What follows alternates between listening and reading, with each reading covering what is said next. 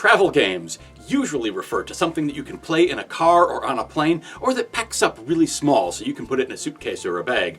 Good evening, everybody. I'm Gordon from the Board Game Barrister, and today we're going to talk about a game that is so well done that it might inspire your next travel adventure. That's right, it's the truly delightful Trekking the National Parks. Let's get going.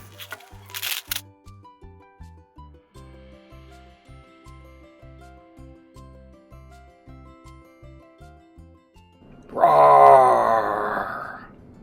Trekking is a game where you accumulate points in many different ways, and it all begins by drawing Trek cards. You can use one or more Trek cards to move to a location where you can collect stones. Trek cards also let you claim a park card or occupy a major park. Each of these are ways to score points.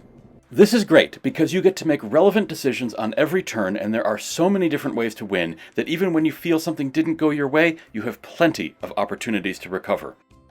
This is a game where it always feels like you're trying. You're never running away with the game, and you're never out of the game. A special call-out has to go to the real-life pictures of all the national parks in this game. It is really beautiful and makes me want to visit them all.